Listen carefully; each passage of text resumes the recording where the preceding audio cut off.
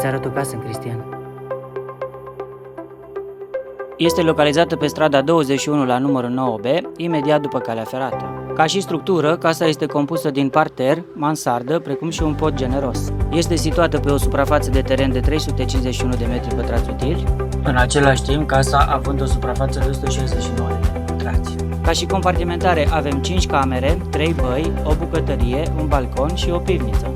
Parterul este format din living, o bucătărie open space, o baie și un dormitor, precum și un spațiu de depozitare sub scară. Tot la parter avem și baia, apoi avem dormitorul de la parter. Casa scării este foarte frumos decorată cu fier forjat. La etaj vom avea cele 3 dormitoare, o baie matrimonială, încă o baie pe hol și în capătul holului un dressing. Acesta este dormitorul matrimonial.